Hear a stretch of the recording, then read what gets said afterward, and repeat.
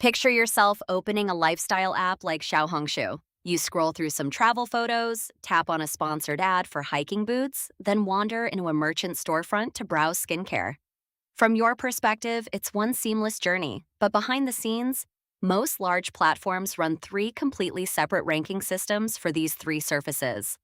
Each has its own model, its own long user history encoder, its own embeddings, its own content understanding pipeline. That fragmentation is expensive, and worse, it means the signal from your ad click never really informs the organic feed, and your merchant browsing never enriches the ad ranker. The paper we're looking at today, called OneModel from Xiaohongshu, asks whether we can unify all three under a single foundation model without the usual pitfalls of cross-task interference. The motivation here is really about scaling economics. Modern ranking has shifted from shallow feature crossing toward long context sequence models, things like HSTU and GenRank, which treat user behavior as a long token stream and benefit from more data, longer histories, and bigger parameter counts, much like language models do. But these heavy capabilities, the long history memory, the large embedding tables, the multimodal content understanding, are enormously expensive to train and serve. Rebuilding them 3 times over for 3 business lines is wasteful. And there's a real information argument too. Your ad clicks reveal commercial intent that would help organic ranking. And your organic engagement reveals general taste that would help ad targeting. Prior multitask and multi-scenario approaches tried to share via shared bottom towers, mixture of experts routing, or scenario-specific heads. But they typically operated on shallow shared features and kept scenario-specific modules mostly separate. They weren't designed to ingest one long, mixed, interleaved behavior trajectory as the primary input. So, how does OneModel actually work?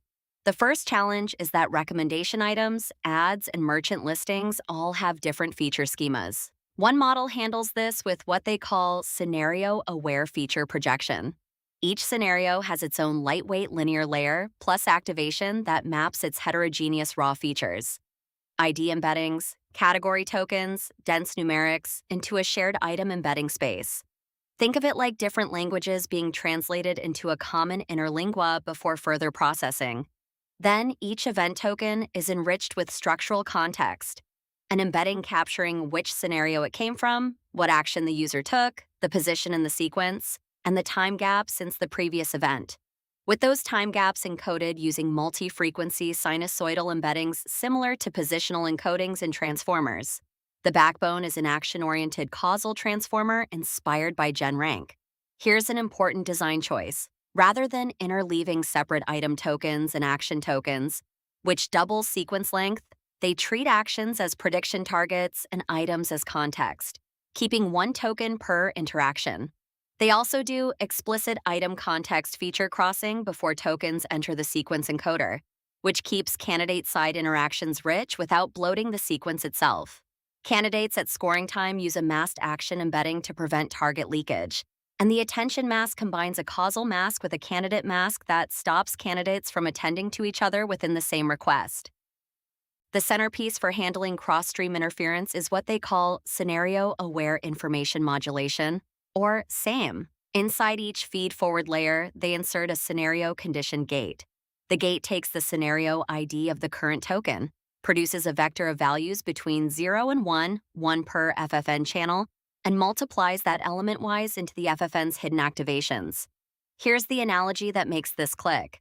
Imagine the FFN as a large mixing board with thousands of channels, and SAM is a small conductor that, depending on whether the current event is an ad, an organic post, or a merchant interaction, turns some channels up and others down.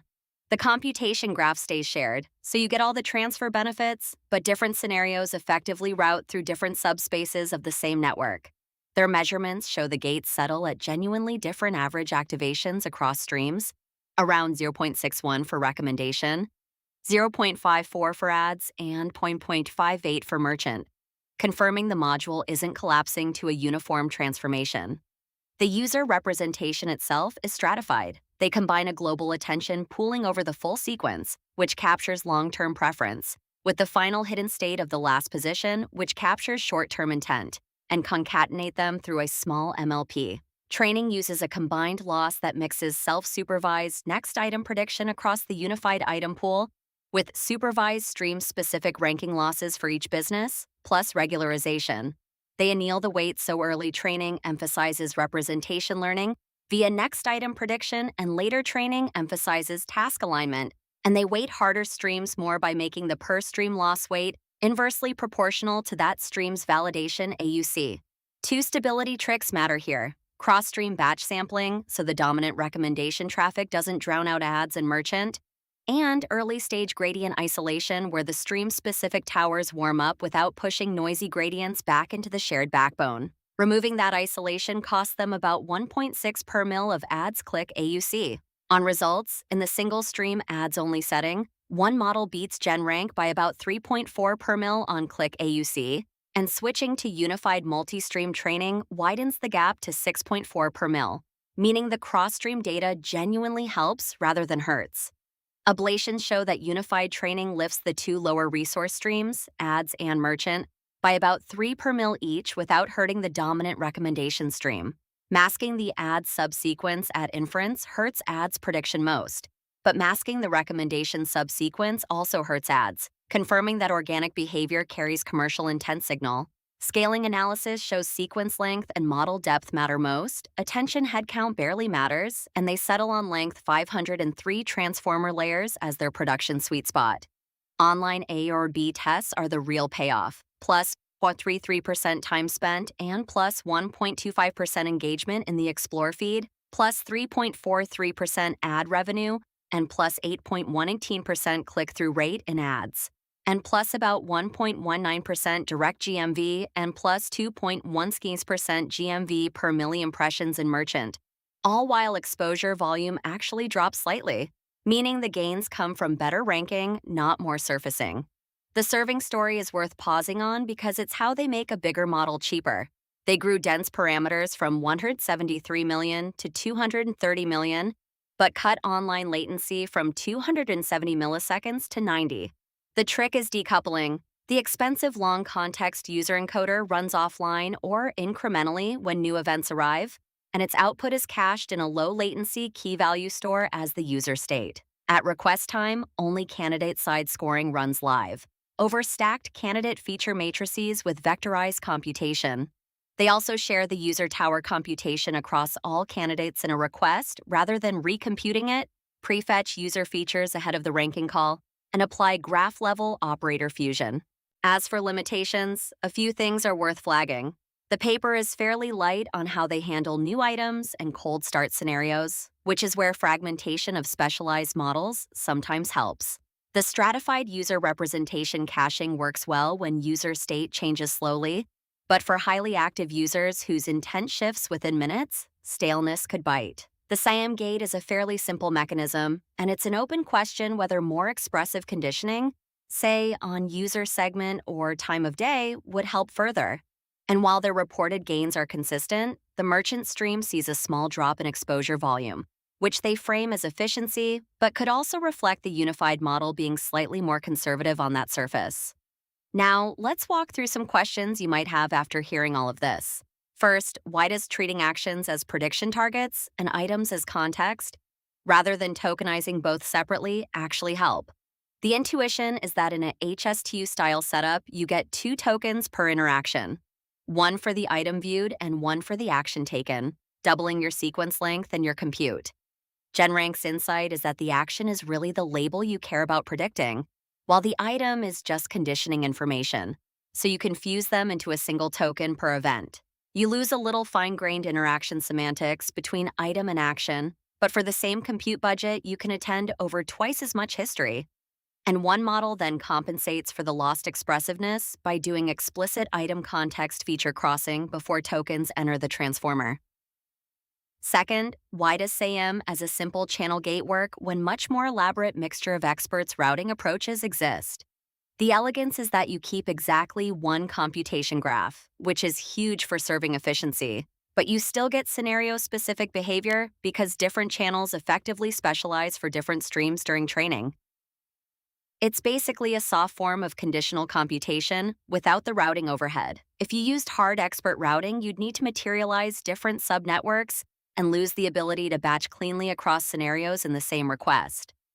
Third, how do they avoid the shared backbone being dominated by the highest traffic stream, which is recommendation at roughly 5 times the volume of the others?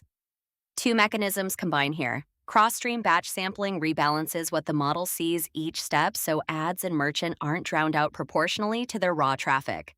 And the loss weighting scheme sets per-stream weights inversely proportional to that stream's validation AUC, so streams the model finds harder get emphasized more. Together, these keep the shared representation from just becoming a recommendation-only encoder with weak side heads. For large-scale recommender systems in production, the most transferable ideas here are the decoupled serving architecture and the unified sequence foundation itself. Any platform running separate ranking stacks for feed, ads, notifications, search, and commerce is duplicating expensive long-context user encoders and embedding tables. The pattern of encoding the user once, caching that state incrementally as new events stream in, and then running only lightweight candidate-side scoring at request time is exactly what you need to scale a shared foundation to billions of daily requests without paying full transformer cost on every call. SAM-style scenario gating gives you a cheap way to specialize that shared foundation across surfaces without maintaining separate models or paying MOE routing overhead. The other practical lesson is treating cross-surface behavior as one continuous trajectory rather than 3 separate histories. In production candidate retrieval and ranking, you often see users whose commercial intent is obvious from their ad and merchant behavior, but whose organic model has no visibility into it, and vice versa. Merging these into one action-oriented sequence and letting a shared backbone learn transfers gives you gains that no amount of feature engineering on isolated models will match, particularly for lower traffic surfaces where data sparsity is the binding constraint. The trick, as this paper shows, is investing in the interference mitigation machinery, gradient isolation, scenario gating, cross-stream sampling, so unification lifts every surface rather than just the dominant one.